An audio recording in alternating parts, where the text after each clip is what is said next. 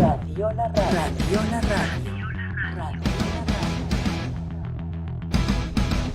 Sueña tu vida. Vive tu sueño.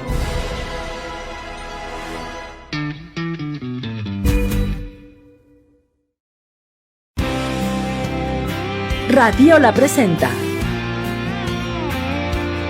Mujeres empoderando mujeres.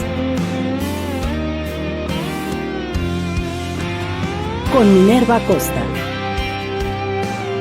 maestra en litigación y juicios orales. Un programa de asesoría legal para fortalecerte. Bienvenidos.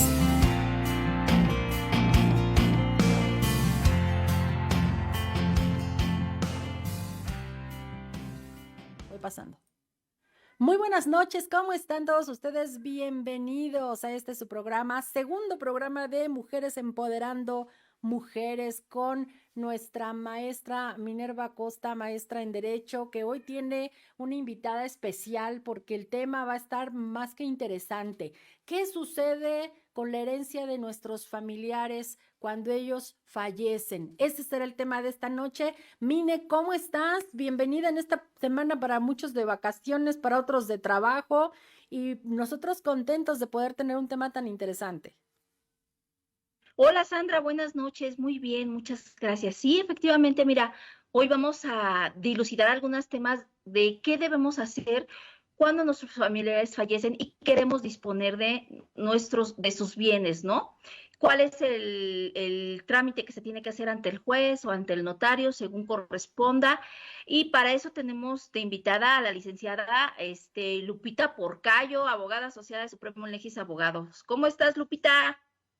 Hola, muy bien, mucho gusto de estar aquí. Vamos a resolver algunas dudas y algo sobre el juicio sucesorio para que la gente que nos vea sepa cuáles son los pasos a seguir en el caso de que su familiar haya fallecido y ahora quieran disponer de sus bienes. Muy bien, Lupita. Y vamos a empezar, entonces, primero explícanos cuántos tipos de juicios sucesorios existen, porque sabemos que hay un juicio sucesorio cuando el familiar dispone cómo quiere que se repartan sus bienes en su ya ausencia o fallecimiento, que es cuando existe un testamento, y el otro cuando no existe. Sí. Bueno, el juicio sucesorio es aquel que se abre cuando se tiene el conocimiento de la muerte de una persona. La sucesión va a ser la transmisión de esos bienes, derechos y obligaciones que la persona deja a partir de su muerte. Existen dos tipos de juicios sucesorios. El primero es el testamentario, en el que la persona ya decidió sobre la forma en la que se van a repartir los bienes, derechos y obligaciones, y el juicio sucesorio intestamentario, que en no existe ninguna disposición testamentaria. El primero,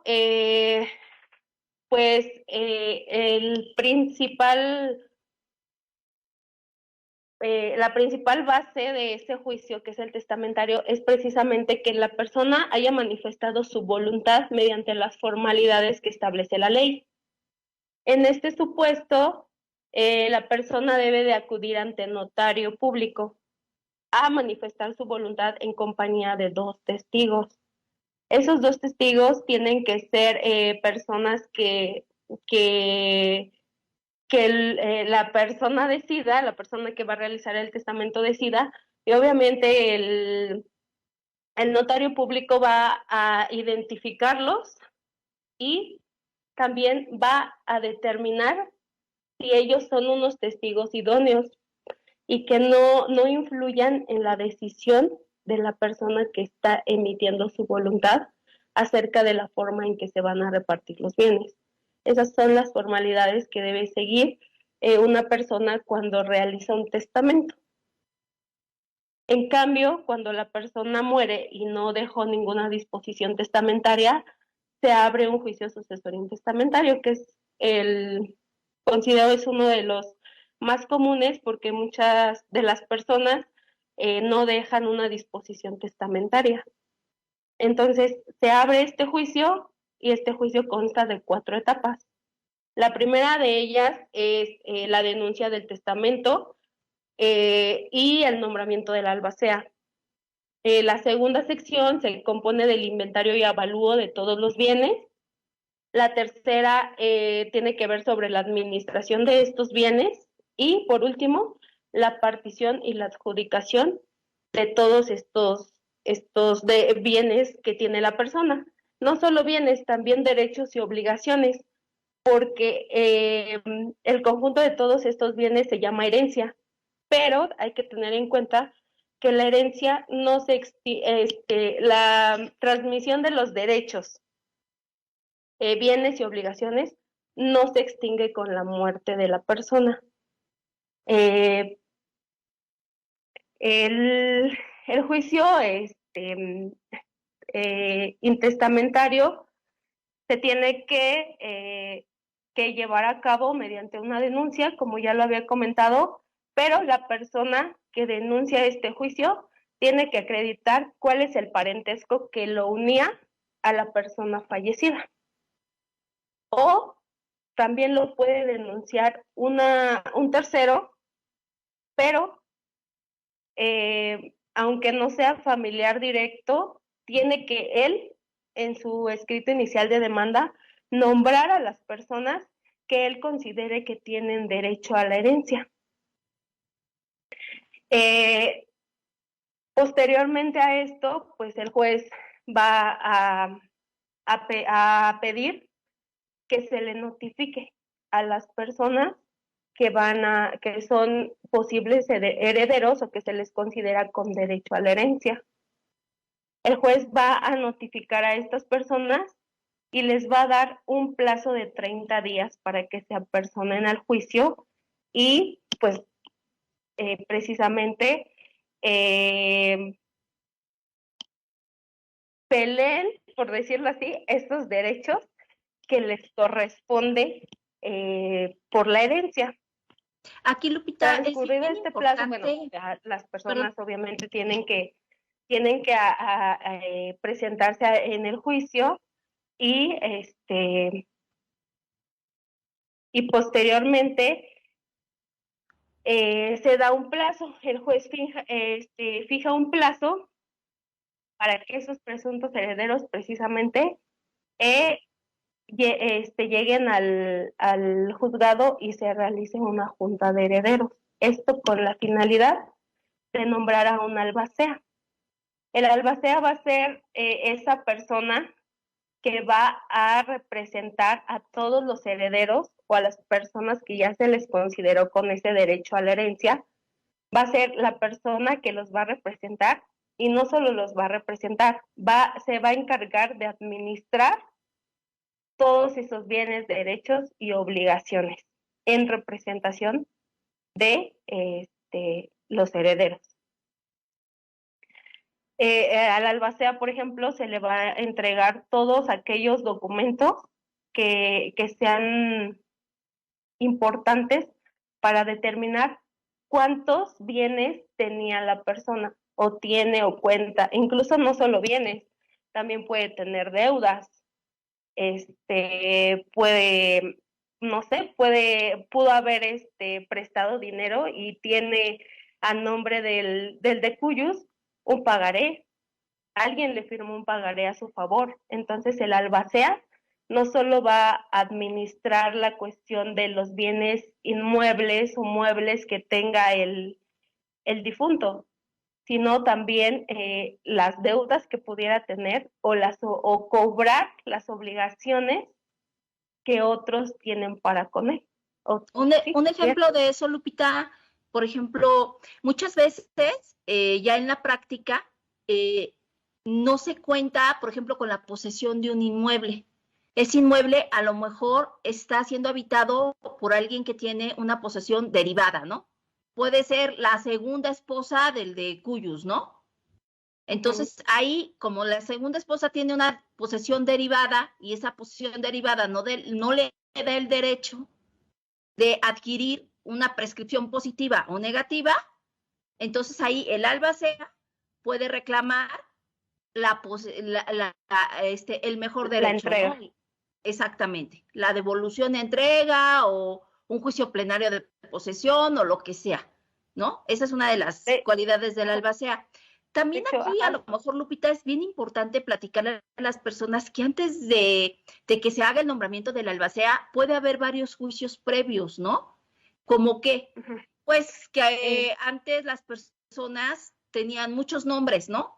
En la antigüedad, las señoras, era Juanita Pérez, pero ya se casó y ahora es Juanita Pérez de Sánchez, ¿no? Y ya hay claro. una variación de nombres, a lo mejor hay que hacer un juicio de identidad de persona o el acta de nacimiento que es muy viejita, hay que hacer hay que solicitar una constancia de no registro o bueno, no sé, o exactamente, ya una vez estando el nombramiento del albacea, recuperar los bienes inmuebles que no estén en posesión para poder que estos en la etapa procesal oportuna puedan ser adjudicados. ¿No es así, Lupita?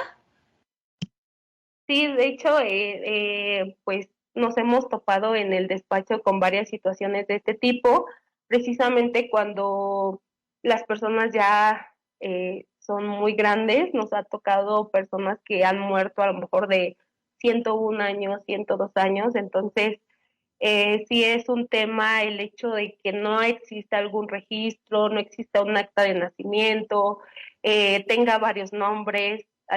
Nos ha tocado personas que tienen incluso hasta 5 nombres, entonces de esta forma es un poco complicado, no imposible, porque obviamente se pueden llevar a cabo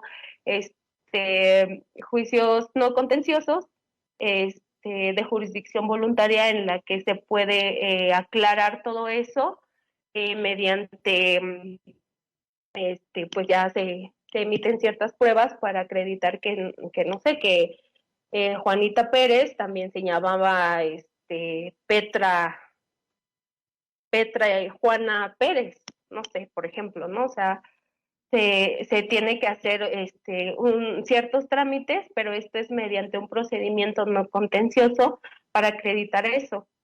Entonces, se me había olvidado decirles que en la primera etapa, por ejemplo, del juicio sucesorio intestamentario, el juez, para tener la certeza de que no existe una disposición testamentaria, lo que hace es que gira oficios. Va a girar 3 oficios que son muy importantes. El primero de ellos es al Archivo General de Notarías, el segundo al Registro Público de la Propiedad y el tercero al Archivo General del Poder Judicial. ¿Esto con qué finalidad? Esto con la finalidad de que se busque en los registros de las notarías, en el registro público, para determinar e informar estas instituciones al juez que efectivamente no existe ninguna disposición testamentaria a nombre de la persona que falleció. Eso es un, pues sí, un paso muy, muy, muy importante porque se tiene que cerciorar el juez de esta situación. Otra La segunda circunstancia, etapa va perdón, a ser Lupita. el inventario y el avalúo. Una vez que los herederos ya determinaron quién de todos ellos va a ser el albacea,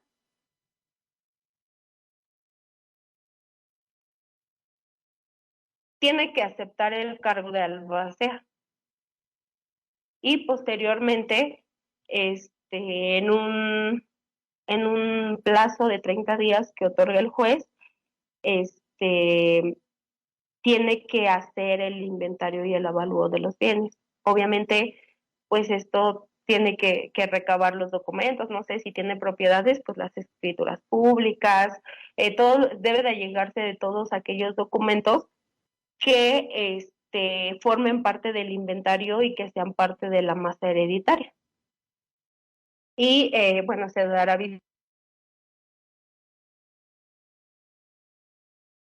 Ay, se nos está perdiendo la licenciada, ya se nos quedó congelada. Yo pensé que era yo. No, no, no. No, no sé si Tal vez por ahí tiene alguna situación, sí, seguramente con su internet. Ahorita esperamos retomar la Obviamente, comunicación. pues Ah, los demás herederos. licenciada, Lupita, se nos congeló. Entonces, nada más retomar un poquito hacia atrás lo que estaba comentando porque se nos quedó congelada la imagen. Ok. Adelante. Bueno, les estaba comentando que en esta segunda etapa el albacea va a hacer el inventario y avalúo de todos estos bienes con la finalidad de que pues ninguno de los bienes quede fuera de este inventario y se le dará vista a los demás herederos para que en un plazo de 5 días pues determinen si están de acuerdo con este inventario y avalúo que va a ser el albacea. Obviamente, pues el albacea tiene ciertas obligaciones para con los demás herederos. ¿Por qué? Porque es el que representa a la sucesión y, bueno, los va a representar no solamente en este juicio sucesorio y testamentario, sino en algunos otros que puedan surgir. Él va a representar al albacea, como este caso nos decían, cuando alguien tiene una propiedad, pero no sé, falleció y su segunda esposa se quedó viviendo ahí, él tiene que recuperar, ¿no? O sea, él tiene que hacerse presente en algún tipo de juicio representando a la sucesión para poder él recuperar todos estos bienes, ¿no? No sé si hasta aquí tengan alguna duda o algún comentario. Acá están preguntando, Mine, si me permites, Laurita Mendoza dice, cuando hay testamento y únicamente hay una beneficiaria, ¿qué se debe hacer? Ahí lo más fácil es que abra su testamento ante un notario, Sandra, porque pues no tiene caso entonces que estén las 4 etapas. Ahí, a menos que no tuviera la posesión de los inmuebles. ¿Qué quiere decir esto? Ese inmueble que yo quiero recuperar lo está habitando alguien más y necesito, mediante un juicio, recuperar ese inmueble. Pero de cualquier otra manera, si el inmueble está disponible, lo más rápido es acudir con un notario y ya el notario hace la denuncia correspondiente y adjudica el inmueble. Es lo más sencillo. Perfecto, si queda alguna duda, Laurita, pues igual, aquí escríbelo, pero a lo que nos comentan, solamente hay que ir ante el notario y ahí se abre el testamento si no hay mayor problema. Ok, Mira, Sandra, también sí. otra cuestión que nos hemos encontrado nosotras en la práctica es que muchas veces llegan con nosotros y nos dicen, oye, la persona que falleció es mi papá o mi mamá, pero no me reconoció en vida como hijo, ¿no?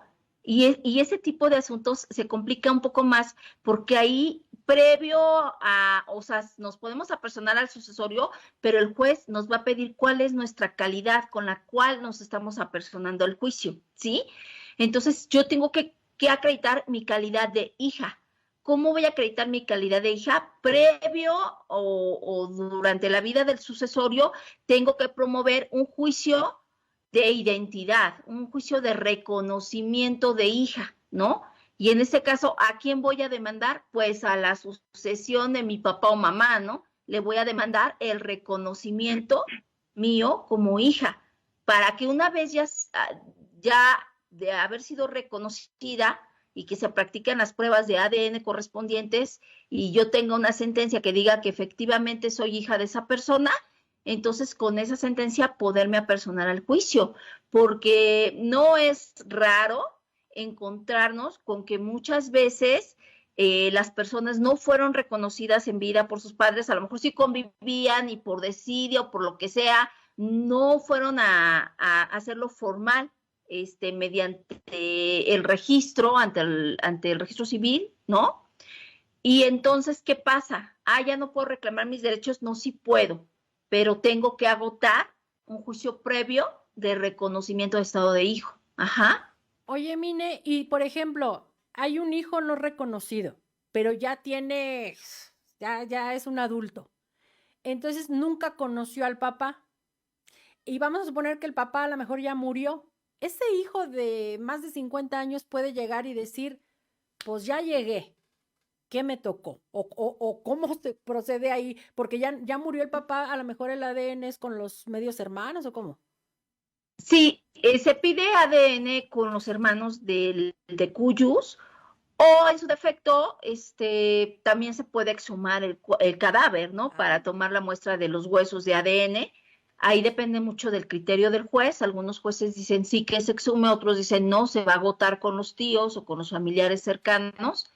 Depende también de las recomendaciones del perito, porque muchas veces los peritos sí tienen ciertas recomendaciones porque a veces una prueba es más idónea que otra. Ajá. Pero aquí es algo bien importante, si la persona nunca convivió con el papá y el papá murió, la corte tiene criterios donde dice que sí tiene derecho a conocer su origen, pero no a disfrutar de la masa hereditaria. Ándale. ¿Sí? Me has dejado con el ojo cuadrado. Es un derecho para mí conocer mi origen, sí. Pero si yo tengo 50 años y yo nunca conviví con mi papá, la corte entiende que el señor que falleció tiene una vida, tiene unos hijos en las que él no figuró nunca porque nunca hizo valer ese derecho que es imprescriptible. ¿Eh? El derecho a saber mi origen es imprescriptible. Entonces, en ese caso específicamente, la corte dice, sí tienes derecho a conocer tu origen. De hecho, hay una sentencia muy famosa de una señora de 70 años que quiso saber su origen. Entonces, sí le dan ese derecho a conocer su origen, pero no a disfrutar de la masa hereditaria. Sí, pero aquí se estafan entonces un montón de papás que tienen hijos y no los reconocen nunca. Pero entonces ahí hay que proceder antes de que sean mayores. Aquí depende de la edad del hijo, porque si el hijo es menor de edad, el hijo tiene sus derechos. Acuérdate que está de por medio del interés superior de menor. Se complica cuando son mayores de edad, pero muchas veces sí conviven con el papá, simple y sencillamente es desidia, ¿no? Se enojan los papás, la mamá registra al hijo como hijo de mamá soltera, el niño convive con su papá cotidianamente, pero no formalizan el reconocimiento, ¿no? A través de ir al registro civil a expresar, pues, que soy su hijo. ¿Sí? Una pregunta más acá por inbox. Dice, si mi hijo está reconocido por su padre y pues le da su pensión que le dio la ley, ¿no? Que le otorgó la ley, pero no, el padre no quiere convivir con el hijo, ¿en qué momento el hijo puede, por ejemplo, pelear una herencia? Porque aquí el niño tiene todo el derecho de pelear la herencia, Sandra, porque está reconocido por el papá y tiene el apellido. Ok. Aquí acuérdate, la complicación es cuando yo no tengo el apellido de mi papá. Ya.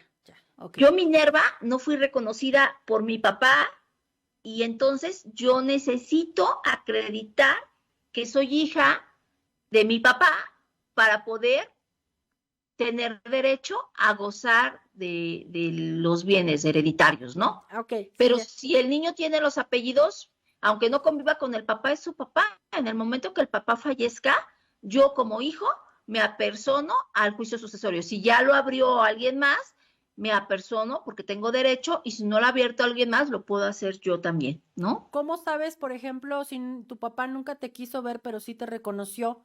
¿A dónde vas a preguntar si hay un testamento, si ya se abrió, si hay un juicio sucesorio? Bueno, en este caso, sí, por ejemplo, nosotros tenemos un sistema de búsqueda, ¿no? Por ejemplo, que utilizamos cuando precisamente no sabemos si ya se abrió un juicio sucesorio testamentario o no se ha abierto, pero regularmente, por ejemplo, sí se tendría que promover el juicio en el supuesto de que no se supiera, ¿no? Porque, por ejemplo, los oficios que comenté hace un momento, que son la forma en el que el juez sabe si existe una disposición testamentaria o no, los gira, pero una vez que ya alguien abrió ese juicio sucesorio. Ok, muy bien, muchas gracias. Dice Laurita Mendoza, gracias por la respuesta, quedó claro. Pues continuamos entonces con este tema tan interesante que de pronto no sabemos mucho del tema hasta que estamos frente a una situación pues dolorosa para muchos, para otros quizás no, pero esta cuestión de los testamentos. No, y que además es muy importante, Sandra, porque fíjate, muchas veces se da el caso de que, sobre todo aquí en provincia, todo es a la palabra y a la confianza. Ujú. Entonces, de repente llega alguien y quiere vender el terreno que era de su papá. Y entonces haces un contrato privado de compra-venta, pero no cumple con los requisitos que marca la ley. Tú no puedes vender lo que no es tuyo. ¿Qué quiere decir eso? Para que yo venda esta casa que era de mi papá, que mi papá me dijo, ay, hijita, cuando yo me muera es para ti esta casa, pues esta casa tiene que estar a mi nombre. Entonces, ¿yo qué tengo que hacer? Tengo que abrir el juicio sucesorio. ¿Para qué? Para que esta casa en la etapa de adjudicación quede a mi nombre y ya escriturada a mi nombre, yo pueda vender esta casa. De lo contrario, estoy cometiendo un fraude. No, ¿Sí fíjate, me entiendes? sí, Y claro. esto es algo que nosotros vemos muy comúnmente todos los días. No llega la familia y no, es que yo tengo un contrato privado de compraventa, sí, pero ¿dónde está esta persona que le vendió? No, pues que ya se murió, pero es que era de su papá que también ya se murió, ¿no? Entonces, ahí hay que abrir la sucesión de la sucesión de la sucesión para llegar al momento en el que la persona ya acredite la propiedad para así vender y poder formalizar la compraventa. Es algo, es un tema muy, muy común, ¿eh?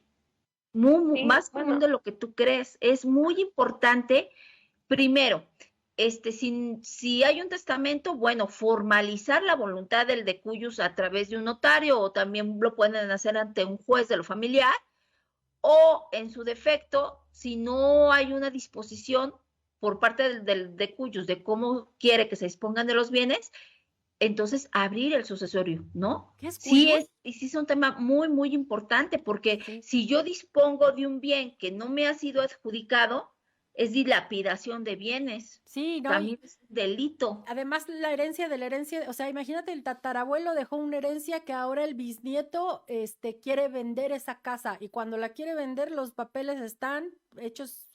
Oye, has repetido varias veces la palabra cuyus. ¿Qué es cuyus? El es el muerto. difunto, ajá. Ah, no, no. Es el término legal que, bueno, jurídico que se le da a la persona que ha fallecido, el de Ah, cuyos. uy, interesante porque tampoco yo sabía, no conocía esta palabra. Ok, pues Sí, continuamos allá con ustedes. sí, Oh, mira, también y ahorita se me fue la idea, otra situación, muy, muy común que vivimos nosotras todos los días, es que a veces, también previo a la adjudicación del inmueble, nos encontramos con escrituras que son de 1900 algo, cuatro. 1905, 1906. Entonces, en ese entonces, la calle era baldío, ¿no? Y no había una subdivisión de la calle o se llamaba diferente o le quitaron metros porque pusieron la banqueta y ahí había un pozo de agua o yo no sé. Y entonces llegamos con una escritura y a la hora de trabajar con el perito nos dice, ¿sabes qué? No, es que esta escritura no es consistente con las actuales medidas y colindancias y con el nombre de la calle. Entonces también, previo a todo eso, a lo mejor hay que hacer algo de regularización del inmueble, ¿no? En ese caso tenemos que ir a desarrollo urbano y en desarrollo urbano pues les piden una constancia de que esa calle en ese año de 1905 se llamaba diferente y tenía otras medidas y ya con ese trámite ante un notario se hace, ahora sí que la La rectificación actualización del acta, del de la acta. escritura, perdón. Exactamente. Entonces, no es nada más el juicio sucesorio. Ese juicio sucesorio, dentro de su vida, tiene otros muchos juicios que pudieran suceder, ¿no? A veces, cuando las personas llegan con un abogado, dicen, ay, es que es caro, pero es más caro no estar en regla, porque aunque tú tengas la posesión del inmueble, o de los bienes muebles que haya dejado el difunto, no puedes disponer de ellos. ¿Por qué? Porque no tienes la personalidad, ¿no? Lo que te decíamos hace rato, no puedes vender algo que no es tuyo. Si no es tuyo, yo no lo puedo vender, yo no puedo disponer de. Entonces, sí es muy importante que abran su juicio sucesorio para la adjudicación de los diferentes bienes, ¿no? O también, ¿qué pasa? En muchas ocasiones no tienen claro cuáles son los bienes del difunto, ¿no? Dice, no, pues yo sé que tenía tantas camionetas y que tenía tantos inmuebles. Bueno, en ese caso hay que hacer una investigación. Al menos de los bienes inmuebles sí se puede hacer una búsqueda en el registro público de la propiedad y del comercio. Muy bien, claro el asunto respecto a este tema y, ay, pues a veces uno dice, ay, no tengo mucho que dejar, pues, pero lo que tengas, ¿no? Que quede claro para no dejar alguna situación complicada a los familiares que luego tienen que arreglar estas cuestiones. Pues la seguimos escuchando a ambas, por Bueno, y favor. realmente sí sería muy importante que pues las personas nos preocupemos y ocupemos acerca de este tema de cómo dejar repartidos nuestros bienes, precisamente porque cuando no se hace, sí es un camino muy largo por recorrer y van saliendo una cosa y sale otra y acredítame que se llamaba así y ahora esté bien, o sea, es un camino muy largo, entonces pues sí sería muy importante que pues las personas nos preocupemos por esta situación de dejar precisamente bien determinado a quién le correspondería cada inmueble o cada cosa que tengamos, ¿no? Que formen parte de nuestros bienes. Y bueno, para finalizar estas etapas del juicio sucesorio, pues las últimas dos es la liquidación y la partición de la herencia. Aquí el albacea es la persona que va a tener la mayor participación, por decirlo así, o una participación más importante. ¿Por qué? Porque el albacea es aquella persona que también va a decir qué es todo sí, todo lo que forma la herencia, y él también va a proponer cuál sería la forma en la que se va a repartir entre las personas que tengan derecho a la herencia. Y por último, obviamente también en este proyecto que presente el albacea de cómo él propone que se reparta entre los herederos, se les va a dar vista a los demás herederos para que ellos vean el proyecto del albacea y digan, ok, sí estoy de acuerdo. Una vez que todos estén de acuerdo, lo que sigue o lo que va a hacer el juez es dictar la sentencia para que ya se realice formalmente lo que es la adjudicación. Y bueno, cuando es esta cuestión de que existan varios bienes inmuebles, pues la adjudicación se va a dar mediante esa sentencia y mediante el notario público que el albacea y los demás herederos determinen para que ya se pueda formalizar esta cuestión de la adjudicación y que pues no, a cada uno de los herederos les toque pues la parte que les corresponde. Esas serían las 4 etapas del juicio. No sé si hay alguna duda. Hasta ahorita no, pero invitamos a la gente que nos está viendo que si tienen alguna duda, pues la escriban. Si después pasando el programa, porque seguramente nos verán en cualquier otro horario y cualquier otro día. Ahorita al final vamos a estar colocando, bueno, todo el tiempo aquí estará el contacto para que ustedes puedan comunicarse al despacho y que les den mayores informes respecto a algún tema relacionado con la cuestión legal, ¿no? Pero específicamente hoy hablando de esta cuestión de sucesiones. Si me permiten, vamos a hacer una pausita y regresando de la pausa, continuamos con el tema para también irnos encaminando a lo que son las conclusiones. Quédense con nosotros, esto es Mujeres Empoderando Mujeres a través de Radio La Radio. Ahorita venimos.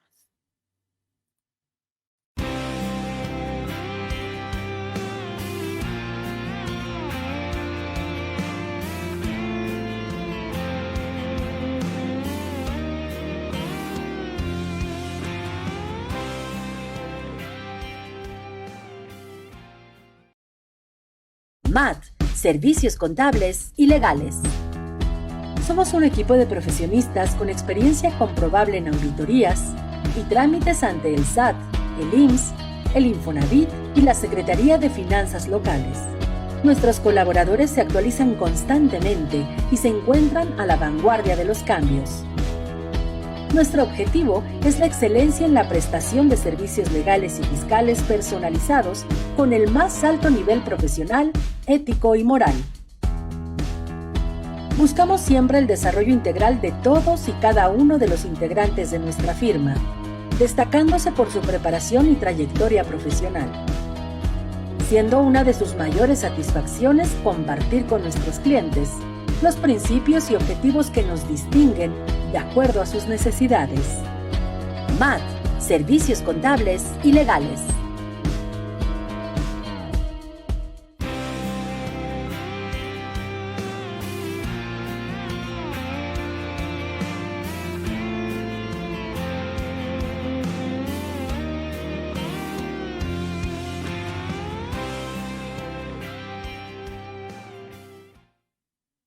Estamos de regreso, esto es Mujeres Empoderando Mujeres, hoy con un tema más que importante, ¿no? Aparte de interesante, porque hoy conocimos varias cuestiones, circunstancias que te permiten o no te permiten heredar, que cuándo sí puedes, cuándo es que habría problemas. Así que pues les dejo nuevamente, vámonos con Minerva Acosta, que ella es precisamente maestra,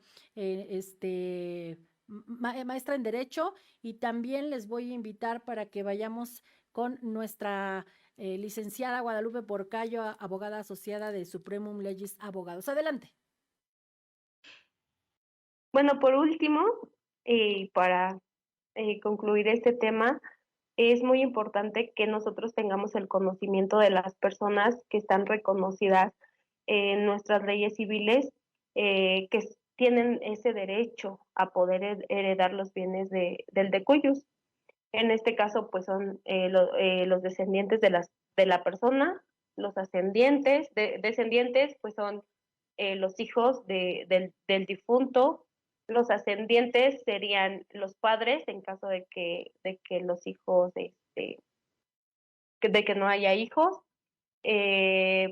Los familiares o parientes colaterales hasta el cuarto grado, el cónyuge y en su caso la concubina.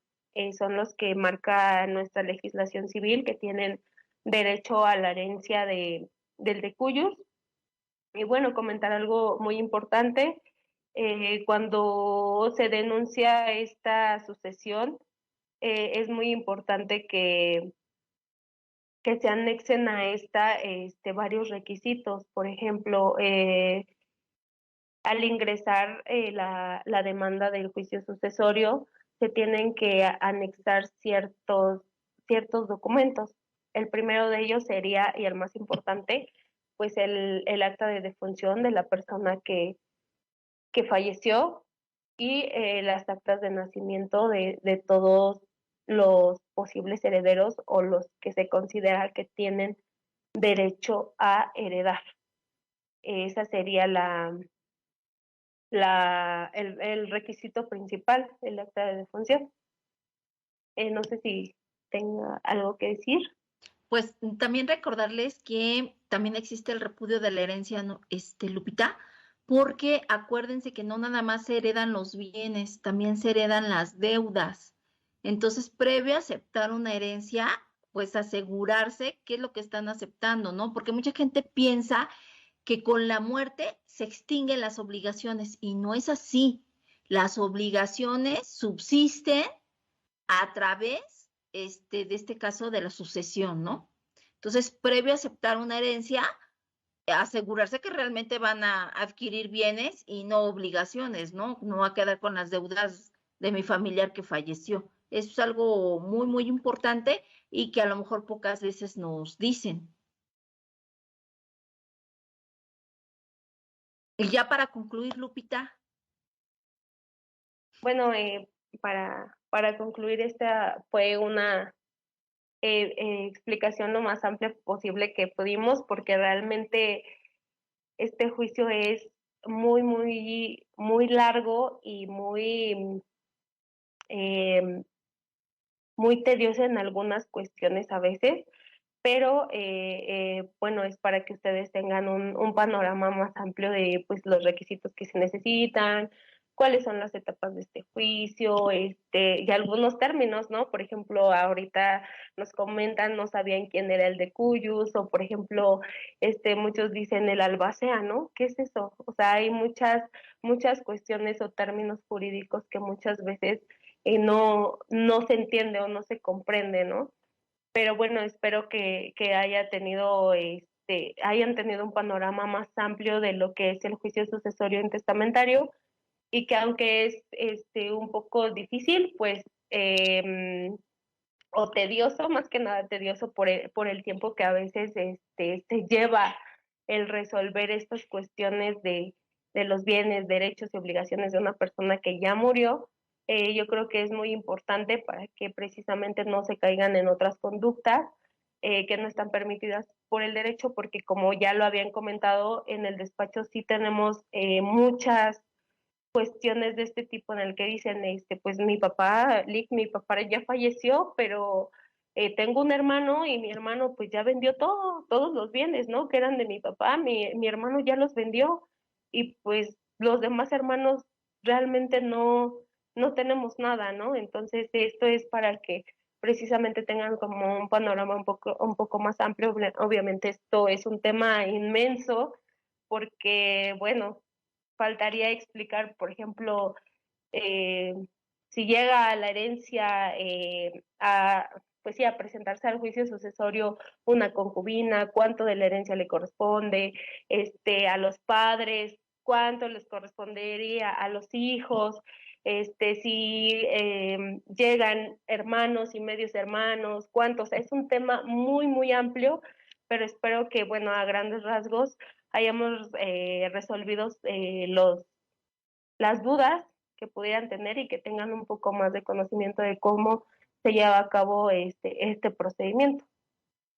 No, y que además estos son, en lo general. Ya cuando llega el cliente, se analiza en lo particular cuáles son las necesidades de ese cliente, porque como te decíamos, Sandra, a veces antes de terminar la primera etapa, o ya teniendo nosotros el nombramiento de albacea, ya con ese nombramiento de albacea podemos empezar a regularizar inmuebles, hacer subdivisiones. ¿Por qué? Porque depende mucho de las circunstancias de cada quien. Si es alguien que tenía todos sus documentos en regla, no hay mayor problema, ¿no? Pero si hay alguien en los que exactamente muchas veces son predios muy grandes, y en esos predios muy grandes ya cada uno de los hijos construyó, pero nunca se hizo una subdivisión del predio, ¿no? Es más, la escritura es por un terreno, ya no son terrenos, ya son casas. Entonces, previo a la adjudicación, se tiene que hacer la regularización de esos inmuebles para poder adjudicarlos, ¿no? Porque así como están, no se va a poder. Ahorita que estás, Pero eso ya sería hacer un análisis específico de cuál es la circunstancia de cada persona. Esto que nosotros estamos dando es en lo general, lo que marca el Código Civil, es lo que estamos diciendo, pero ya en la práctica, un juicio sucesorio, como se los decía, puede implicar muchos juicios dentro del proceso para llegar a la adjudicación de los bienes. ahorita que hablabas justamente de esto de los bienes, sé que es un tema para otro programa, pero ¿qué pasa cuando alguien te dice, no, hombre, si aquí estamos acostumbrados a venderte no con una escritura, pero sí con el contrato de compraventa? Y la gente se avienta y luego aparece otro dueño y luego otro dueño. O sea, ¿tú recomiendas o estrictamente hay que comprar un terreno escriturado para evitarse estos problemas? Mira, Sandra, el tema de los terrenos, y sí podría ser un motivo de otra plática. Ujú. El tema con los terrenos es que exactamente lo que se acostumbra es que con un contrato privado de compraventa, y se presta muchísimo a fraudes. Un terreno muchas veces lo venden a diferentes personas, ¿sí? Entonces, ¿qué es lo que tienen que hacer? Primero, asegurarse de que la persona que les está vendiendo es la que es dueña en el registro público de la propiedad del comercio. Aquí también hay otro tipo de terrenos que venden, que son los ejidales, que no compren ejido, por favor, es un problema, ¿sí? Porque la ley agraria establece ciertos requisitos para que una persona pueda adquirir el ejido, que no es materia de esta plática, pero que sí es bien importante, no compren ejido. Es muy difícil regularizar un terreno ejidal, ¿sí? Se los dan muy barato por lo mismo, pero eso es materia de otra plática. Entonces, ¿qué es lo que tienen que hacer? Asegurarse que en el registro público de la propiedad, la persona que les está vendiendo es la propietaria. Y formalizar su compraventa ante un notario público, para así evitar precisamente un fraude, ¿no? O ser víctima de un fraude. Entonces, sí es muy importante. A veces suena caro, dicen, oye, es que yo ahorita tengo dinero para comprar el terreno, pues no tengo dinero para escriturarlo.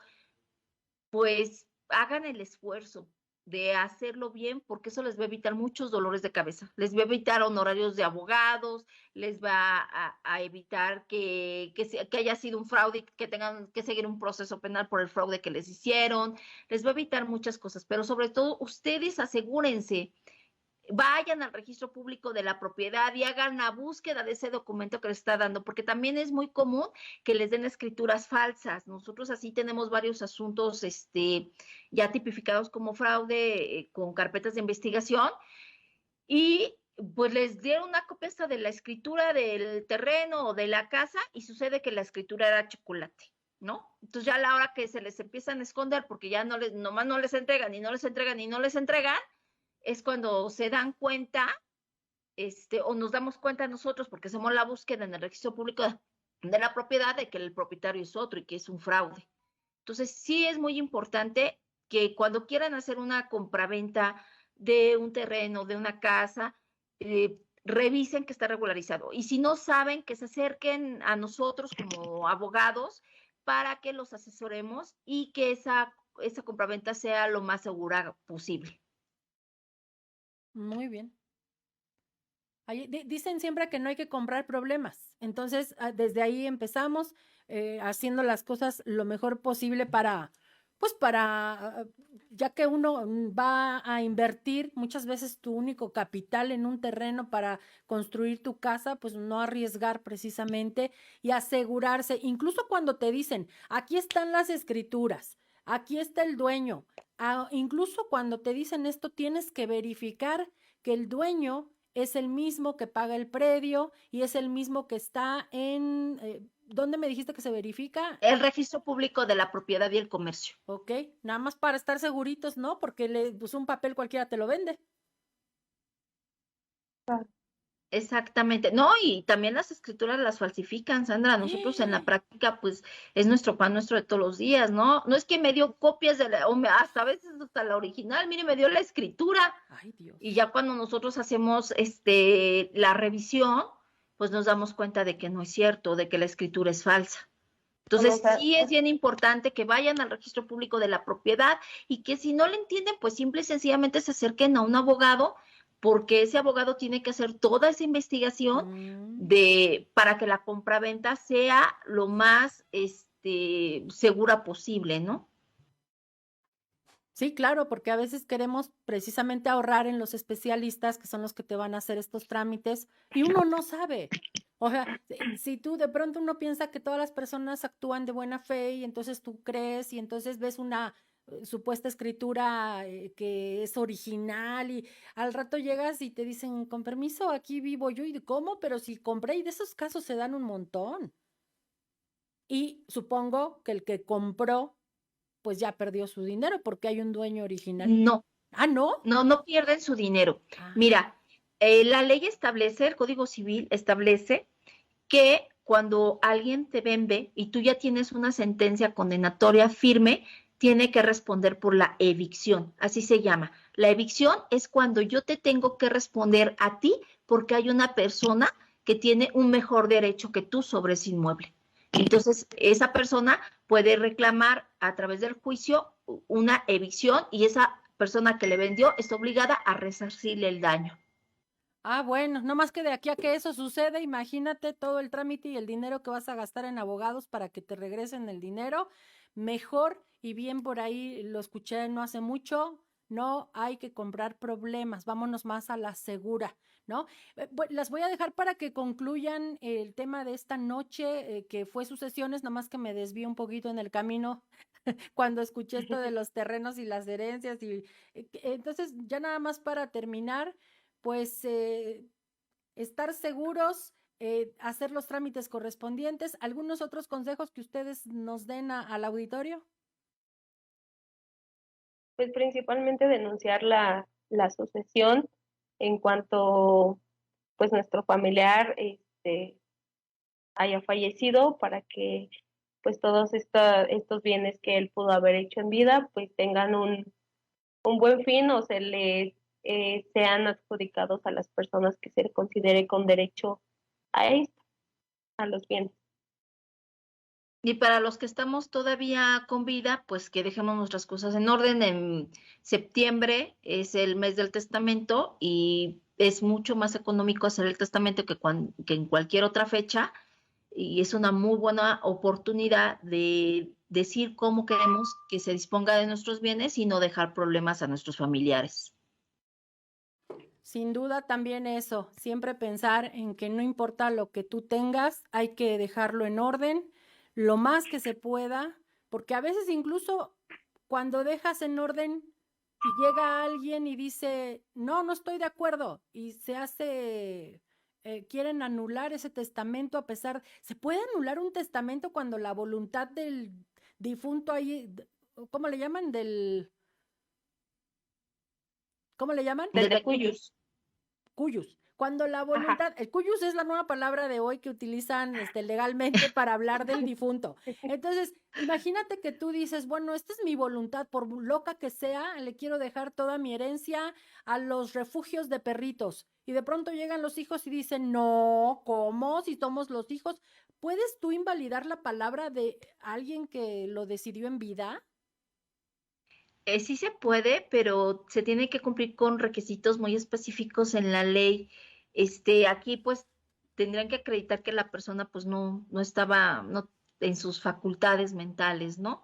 Pero en lo general se respeta la decisión del de cuyos, en lo general. Son casos muy particulares en los que se llega a solicitar la anulación del testamento, pero por lo general se Sí, respeta la voluntad. se respeta la voluntad del testador, o bueno, alguna otra situación en que se podría invalidar el testamento es cuando se considere que uno de los testigos que el testador llevó para precisamente firmar ese testamento lo coaccionó o sufrió algún tipo de intimidación para que él determinara que sus bienes se iban a repartir de cierta forma.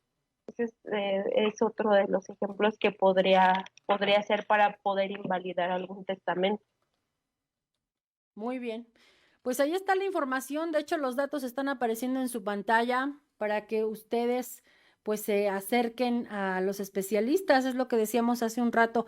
A veces nos queremos ahorrar un dinero y terminamos gastando más porque no supimos cómo cerciorarnos de que era lo correcto y entonces terminamos gastando más.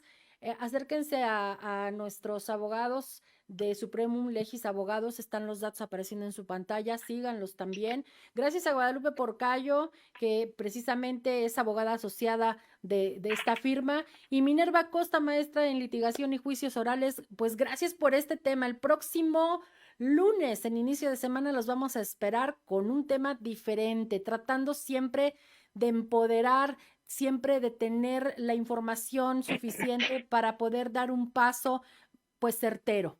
Así que muchas Sí, la gracias. próxima semana vamos Ajá. a tener una invitada muy especial, Sandra. Vamos a tener a la psicóloga Adriana Córdoba, que nos va a hablar de todas las consecuencias emocionales que tienen los niños a raíz de la separación de los padres. Entonces va a ser un tema muy, muy interesante. Ojalá nos puedan acompañar. Nos va a dar mucho gusto porque esta interacción con la psicóloga ya nos la habían pedido en algunos otros programas que hemos dado en diversas radiodifusoras y siempre nos habían pedido el punto de vista psicológico de la afectación que tienen los menores de edad cuando los papás se están separando. Va a ser un tema muy, muy interesante y la psicóloga Adriana pues tiene amplia experiencia en este tema. Entonces va a estar muy, muy interesante la próxima semana y nos va a encantar que nos acompañen. Sí, que vayan pasando la voz para que las personas no saben de verdad esta información que tenemos aquí para, que por supuesto tiene en este caso Minerva para todos ustedes y que la información que les dan ellos es gratuita, aprovéchenla por favor, porque es importante saber, no para evitar el divorcio, pero sí para saber cómo manejo al hijo, ¿no? Que esta es como la parte más importante en que salga lo menos dañado posible. Así que pues gracias Minerva, gracias Lupita. Les deseo buena noche y nos vemos el próximo lunes 8:30, Mujeres Empoderando Mujeres, aquí a través de Radio La Radio. Hasta pronto. Hasta pronto, gracias. Pronto, bye. Radiola presentó Mujeres Empoderando Mujeres con Minerva Costa, maestra en litigación y juicios orales. Un programa de asesoría legal para fortalecerte. Hasta pronto.